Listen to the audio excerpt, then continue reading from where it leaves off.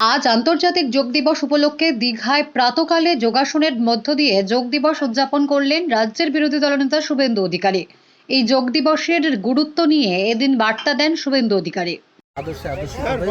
সচেতন মানুষজন তারা সবচেয়ে বড় কথা হচ্ছে এই যোগা দিবসকে গোটা পৃথিবী ফলো করছে এবং আজকে 200-র বেশি দেশে পার্টিসিপেশন হচ্ছে এবং আজকে নতুন নয়, কয়েক বছর ধরে হচ্ছে। এর ফলে শরীরের গঠন, মনের বিকাশ এবং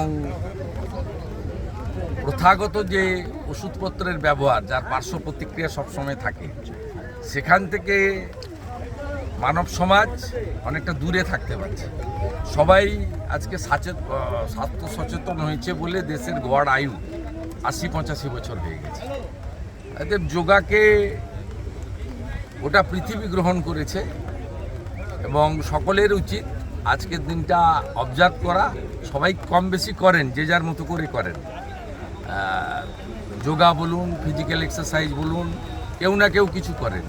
কেউ সুইমিং, কেউ সাইক্লিং, কেউ ওয়াকিং। আমরা যেমন সুযোগ পেলে ওয়াক করি বেশি। তাই এরকম ফিজিক্যাল এক্সারসাইজ এবং যোগা এটা সবাই গ্রহণ করেছে। আজকে আমরা এখানে সৈকতনগরী এক্স সার্ভিসম্যান সেল বিজেপির যারা আছেন, অবসরপ্রাপ্ত সামরিক এবং আধা সামরিক কর্মী যারা, তারা এটা অর্গানাইজ করেছেন। প্রায় 100 জন মতো তাদের মেম্বার্স পার্টিসিপেট করেছেন। আমি গত বছর অ্যাটেন্ড করেছিলাম ওল্ড দীঘাতে, আজকে নিউ দীঘাতে অ্যাটেন্ড করলাম। ছোট্ট এবং খুব meaningful occasion.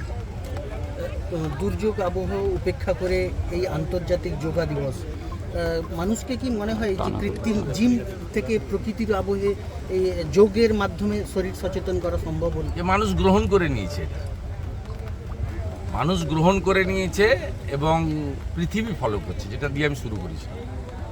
Thanks to Narendra মোদীজি। তিনি স্বচ্ছ ভারত থেকে যোগ দিবস অনেক কিছু সমাজ সংস্কারের কাজ করেছেন। আমরা সেটাকে অনেকেই গ্রহণ করেছি। যারা এখনও গ্রহণ করেননি, যারা ভাতা ভর্তুকিতে আটকে আছেন, ধর্মান্ধতাতে আটকে আছেন, সংকীর্ণ সাম্প্রদায়িকতার আবর্তে আটকে আছেন, তাদেরকে বলবো এগুলো থেকে বেরিয়ে এসে ভারতীয় হন, ভারতীয় হন, দেশের প্রধানমন্ত্রীকে ফলো করুন। আজকে তারা বিভিন্ন থানাতেও দেখা যাচ্ছে, বিভিন্ন সরকারি কর্মসূচিতে এইগুলোকে গ্রহণ করা হয়েছে। তাহলে শেষ পর্যন্ত রাজ্য সরকার বিভিন্ন জায়গায় এখানে বিরোধিতা করে, সেখানে এই জায়গাটাকে আজকে মেনে নিচ্ছেন তারা। সেগুলো হলে ভালো, ভালো জিনিস যদি কেউ গ্রহণ করে খারাপ কিছু নয় তো। রাজ্য সরকার মানে জনগণের সরকার, কেন্দ্রীয় সরকার মানে জনগণের সরকার। একটা পার্টি সিস্টেমে তৈরি হয়। যেমন আমি যে নন্দীগ্রামের এমএলএ, আমি ভোটের সময় একটা পার্টির এমএলএ ছিলাম, এখন সমগ্র নন্দীগ্রামের জনগণের এমএলএ। শুভেন্দু অধিকারী যাদের ভোট পেয়ে এমপি হয়েছেন তাদেরও এমপি, ওনাকে যারা ভোট দেননি তাদেরও এমপি। তো স্বাভাবিকভাবে এই বোধ বুদ্ধি ওটা ভারতবর্ষের সব রাজ্যের আছে।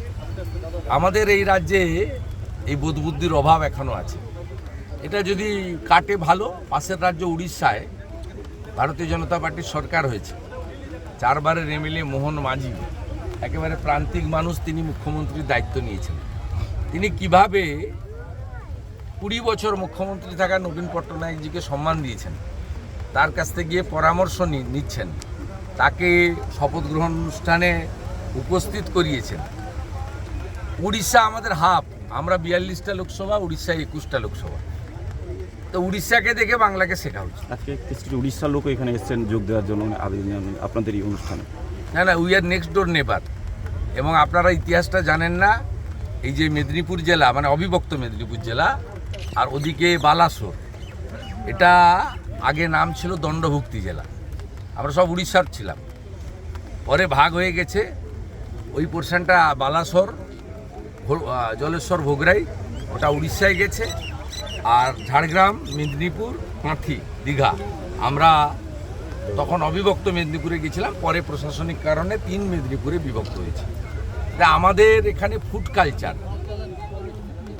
পখল, পান্তা, এ সবচেয়ে বড় এখানে আমাদের সুস্বাদু এবং প্রিয় খাদ্য। গুন্ডি পান, দোক্তা পান, উভয়ের আমাদের আছে। তারপর তো জয় জগন্নাথ আছে। Bureau report, D Bangla news.